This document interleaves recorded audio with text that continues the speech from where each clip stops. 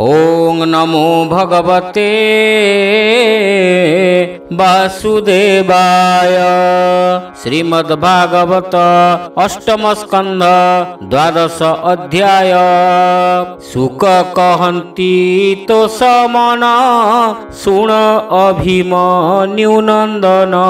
सुक उवाच कृष्ण जे मोहिनी स्वरूपे अमृत हरि मोह कल्पे देवंकु कराइले पान माया मोहिनी भगवान। से कथा शुणी विपरीत वृषे आरोही विश्वनाथ। सकल भूतगण मेले अंबिका घेनी निज कोले। देखिबा अर्थे गले हर जही विजय मायाधर। गोविंद रुद्र देखी तो से आसने बसाई हर से। पूजिले हर गौरी पादे रोमहर सगद गदे। सानंदे से हर गौरी हर से हस्त हस्त धरी। संतोष करी कृष्ण मन बोलंती मधुर वचन।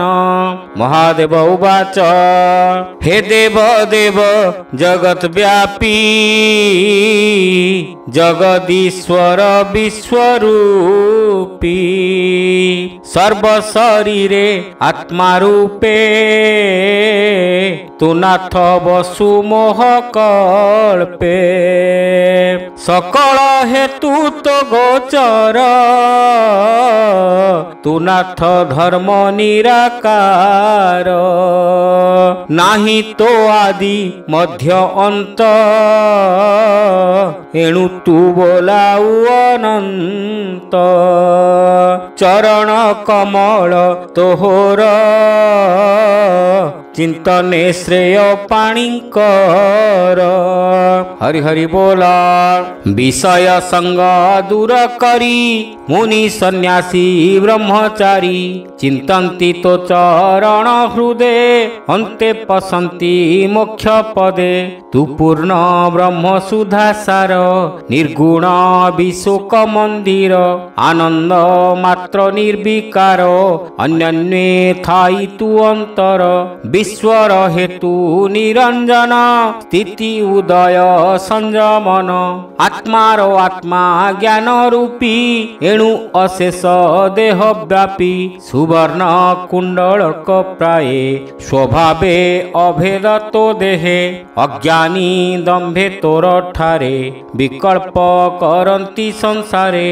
तु निरुपाधि तोर गुणे भेद करंती अकारणे। सद असद परिस्थिति परम पुरुष के चिंती। सद असद एक रूपी अव्यय आत्मा विश्वव्यापी। तु ब्रह्म हेतु चिदानंद अनादि कंद आदि कंद। प्रकृति पुरुष रूपर के सांख्ये करंती विचार।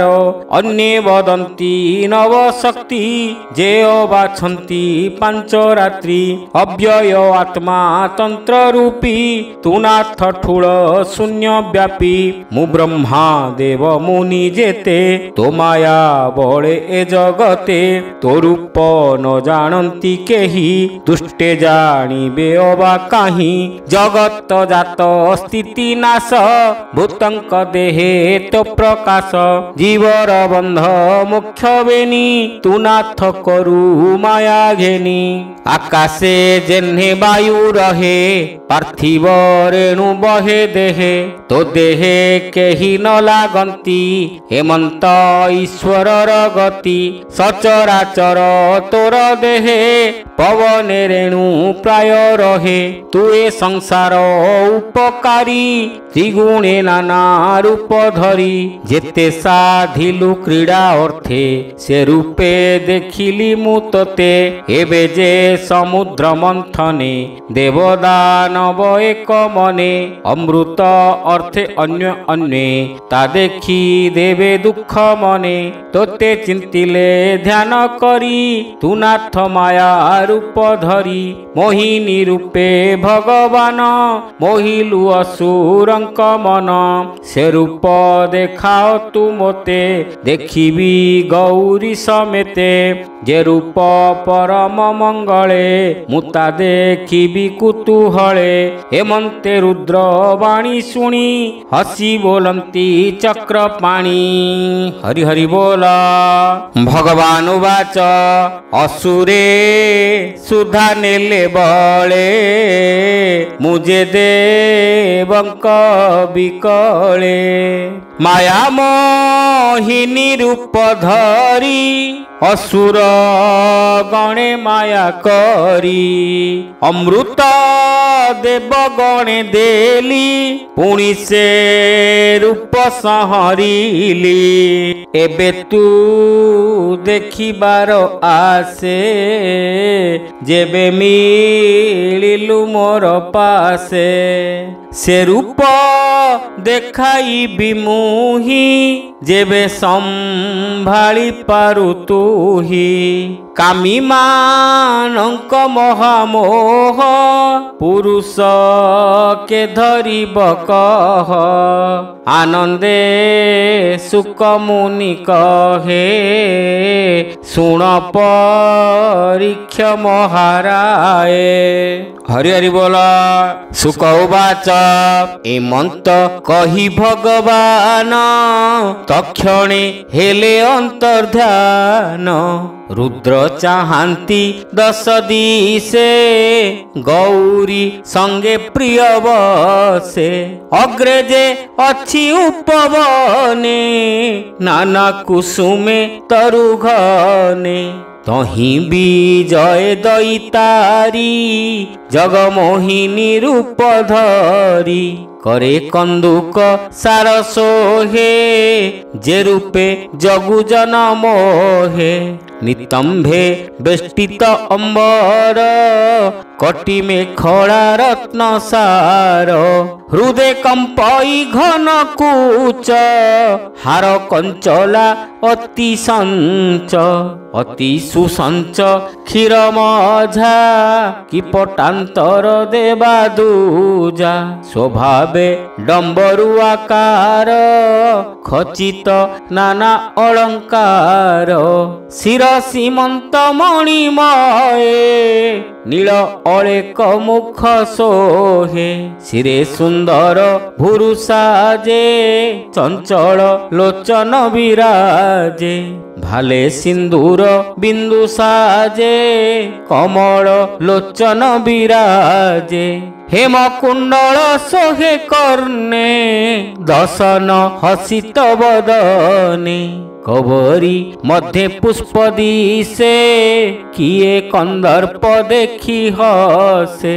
कबरी श्रथ फिटे बास करई कंदर्प विकास। अलका तोड़े बाम करे सुरंग अंगली अग्रे।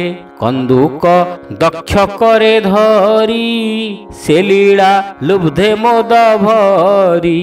हेमंत रूपहर देखी पिछाड़ी न पारंती आखी। लीला कटाक्षे रूप चाही हृदय चित्तन रही। स्वगण गौरी समेते सकले चाहंती चकिते। हेमंते मोहिनी करे थिला कंदुक खसी धीरे। तक्षणे भूमि रे पड़िला पड़ी अनेक दूर गला। कंदुक आनिबार छळे वृक्ष उहाड़े अति खरे। धामंते अद्भुत अबला कुचरु वस्त्र उड़ी गला। पवने उड़े जानुवास जानु जुगल खेला दृश्य पवने उड़ी जानते वास रूप देखिण हरबस वस्त्र तोड़ती बाम हस्ते पीड़ित लज्जा भय चित्ते हड़का अंगुलीर अग्रे कपोलु तोले अति व्यग्रे एमंत रूप तार देखी शंकर गौरी उपेक्षी मन बुड़िला तार संगे मदन बाण पीड़े अंगे उमा देखते लज्जा छाड़ी धामंती कामे मन बुड़ी हरकु देखी बेगे धाई वृक्ष गहले से लुचई हरि हरि बोला रुद्र धाइले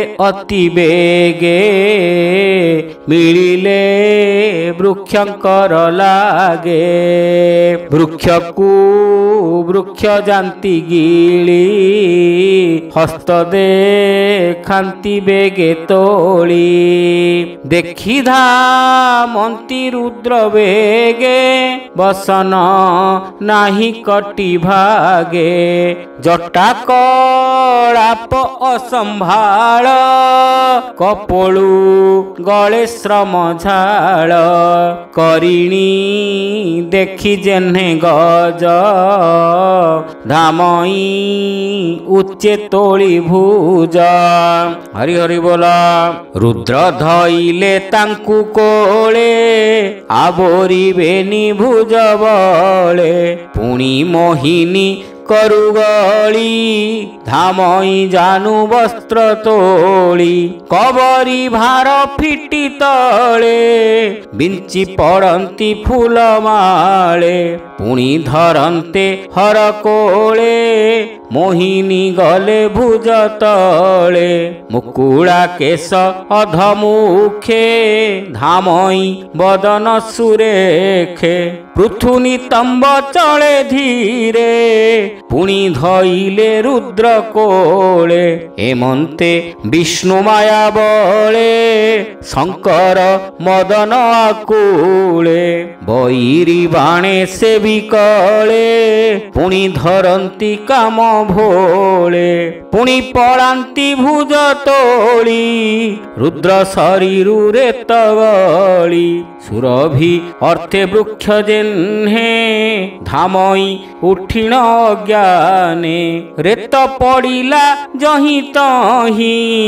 मोहिनी बेसे मोह पाई हरि हरि बोला सुना रूपा हेला तक्षणे लता गहन घोर बने नदी पर्वत सरोवरे पड़ई रेत वृष्टि धारे एमंते विष्णु माया बसे शंकर धाई बन देशे निराश होई निवर्तिले गौरी निकटे मिलिले विष्णु माया रे मोहि मन रुद्र होइले छन छन ईश्वर दुख कृष्ण देखी मोहिनी शरीर उपेक्षी निज मूरति धरी हरि शंकर पासे विजे करी कहंती रुद्र मुख चाही कोमल वाक्ये भावग्राही बोलंती प्रभु जगन्नाथ दक्षिण ईश्वर आरत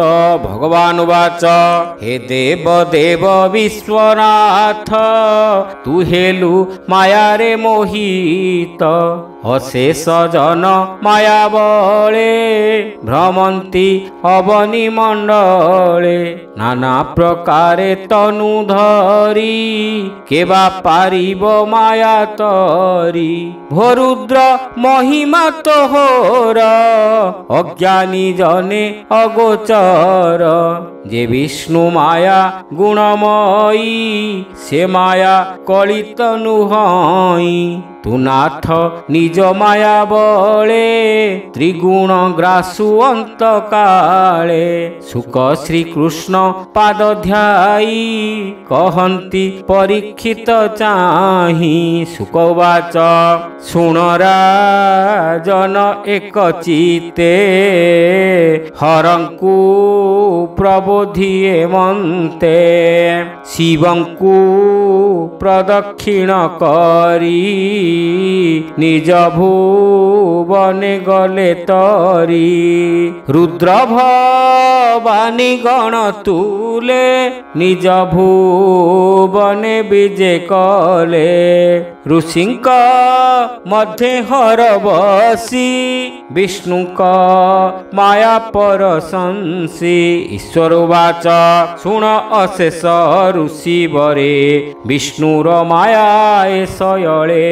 अशेष जन मन हरे केवाए संसारु निस्तरे शुण गोप्रिय कही जहा देखिली विष्णुकर माया मु माया धरंकर ईश ता माया देखी कली त्रास ता माया बळे मोहे शिव आनके से माया तरिब विष्णुर माया अगोचर जहि भ्रमंती ब्रह्मासुर कहन्ति व्यासंकतनुज शुण परीक्ष महाराज सुखवाच हेमंत श्रीकृष्ण महिमा के कही पारे गुण सीमा जे हरि जगत उद्धरे कपटे कूर्म रूप धरे तार चरित शुणी कर्णे मुख्य गुणंती जे बाजने